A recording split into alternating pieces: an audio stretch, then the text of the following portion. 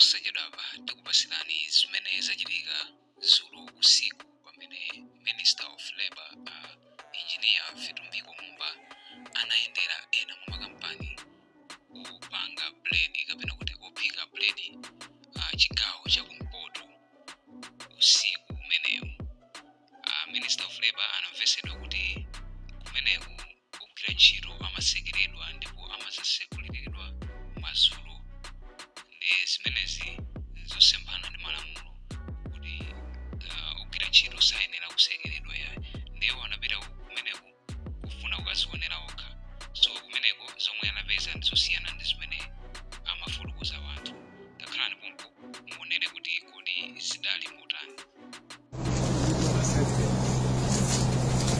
Yes, Nyuma. Uli makora? Walimu. Ikachete bagwi bayi. Nyuma. Ili Nduna ya Leba, Afrika Mumba. Muna makia kujaba muna makinga? Mwajura hapa? Hapa mwene kwa kidato. Okay. Abuya IPS ni abuya.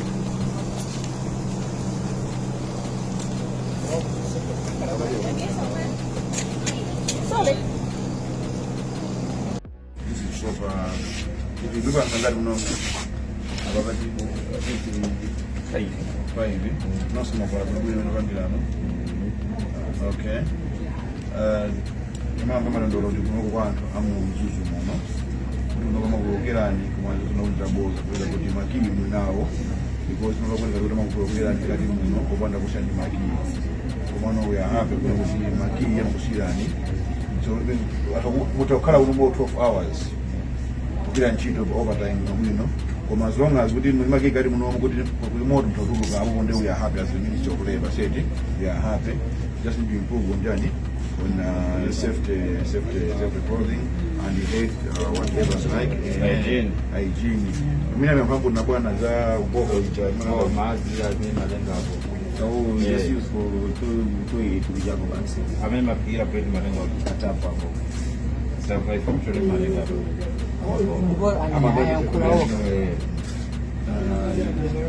Si mguziwa ndio zinauma tu mimi anabalika umeona kwa group ya mnandika na nyuma ndio kafika panja pale kuna ndo babu ndio anabalika ndio unakuti upbaking amatenga patapo umeona hapa boho wazi yamena mabangira kuchimbuzi koma ona bombelasa matsi achatu alima ndio fight madenga kuchimbuzi ya kuchimbuzi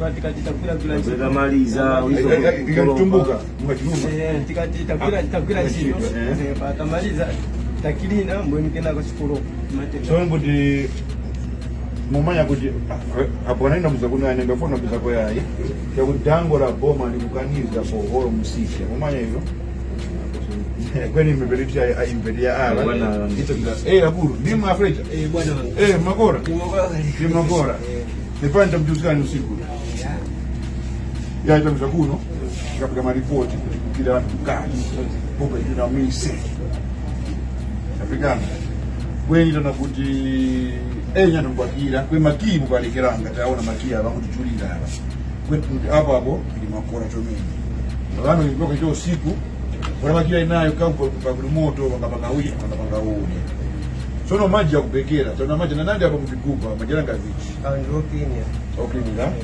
munono na mlenji okay kweniso taomba utaka kwa makora ngonya kada kwa makora yai I think we need to emphasize on PPE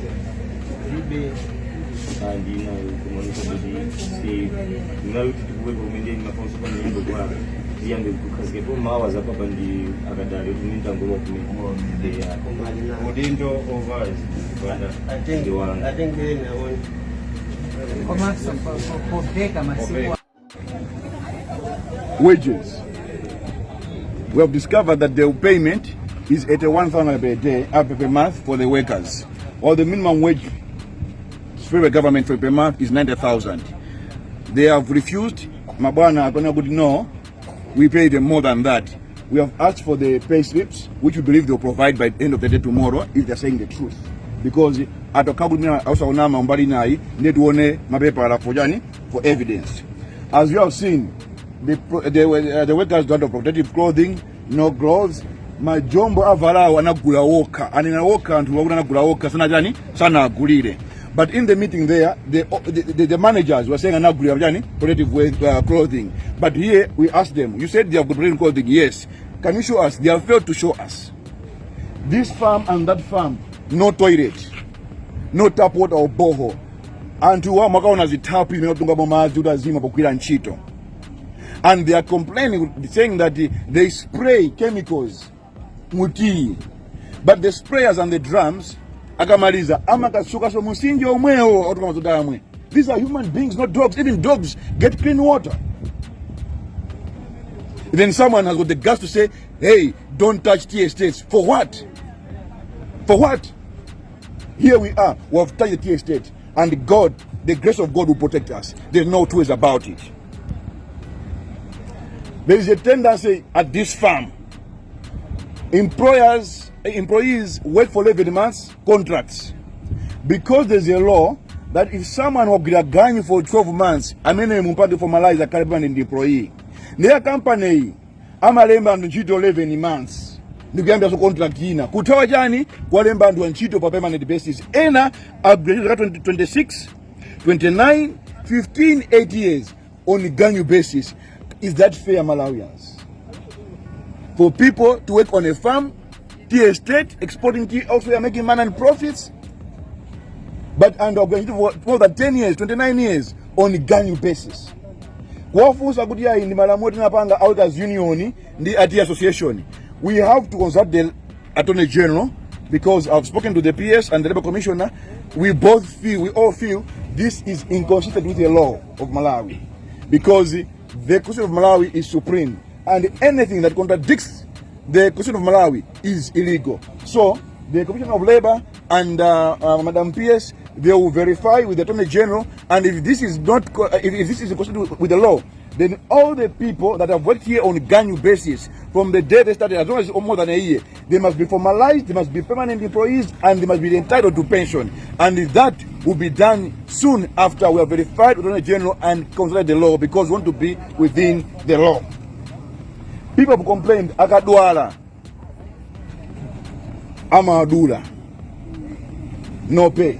Komanso akadwala is on their own. Yet and who Anakayendera kwatengedwa kumulanje 11 years ago.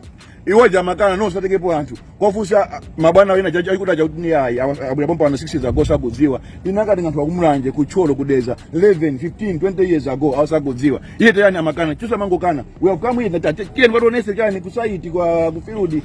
Tabuya kunoko tole jimbuzi. Ah no, it's the next farm. Come on. We said, is this farm that is toilet? I go to the next farm. If it ended up for 2 kilometers, they would have grand Ntchito 2 kilometers. I be Jimbuzi. Assuming because all the farms, they are not toilets, no boreholes, no water, and you have seen for yourself what is happening on the ground. Gratuity. Agudi amaduridwa sazi okutenda banji. There is also my claims antua. We have demanded them to give us tomorrow to the general office my receipts as many as also, my pay slips and all that. But all this is happening. We feel these are Kalabin. Last week, titagwira upon nagwira skero. Agura magaito ya mgwazo. RSA atotoleti 60 kilograms. Makosana. Masamba wawa 60 kilograms per siku is not a small job. Now, kuna skero, kuna calibration year 2022. It was supposed to be recalibrated in 2023. It's now 2 years, no recalibration. Wafuza mjaudi iliko face kwanga. Malawi Bureau of Standards ikapanga calibration. Imamata kandichani imamata batipo pompo. The way you go to Malawi for service with your car, abanga service the amamata the sticker pa gali ngodo baja. Sopa manjo batumba gudi unyamule yai. Ndauza kuti leo 5 o'clock abweresa but abweresa ndauti everything amakabaja akunama. Za protective clothing anama, za jimbuzi anama, za mazi anama. If this I doubt if there's anything, I don't think there's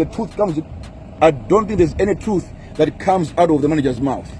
I don't think so, because everything will prove them wrong here with the amanama mufisi muja. That's why I said let's go to site and prove right here. I think for now those are the major issues, and by the way, the Labour Commissioner has issued a prohibition notice kuti famu iyi ndi iyi poyeza tapeza umboni wogwirika asagwireso ntchito pokapoka toilet awamangire boho awapase shedi yolelerapo.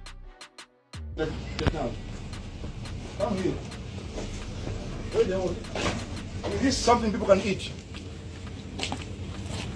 in this month. Where's the water?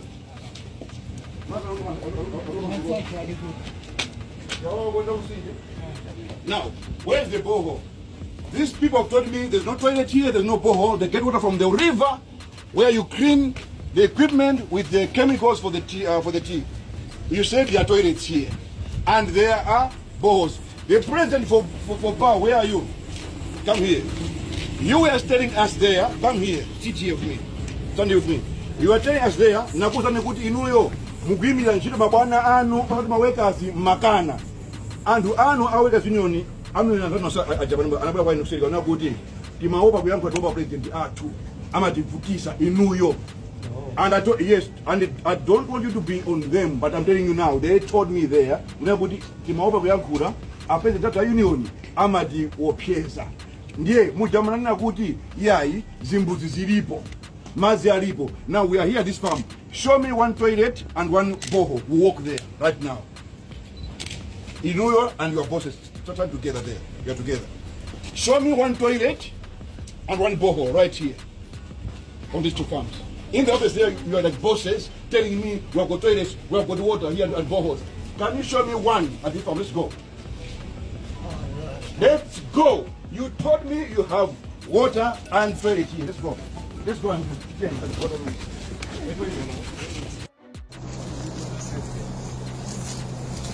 Yes, Nyuma. Ulimagora? Walimu. Ikajeje bagibayai. Nyuma. Ili Nduna ya leba, obriga Mumba. Mnamakia kujaba mnamakinga? Mnajura hapa? Hapa wewe mpaka. Okay. Abuya pia sijabuya.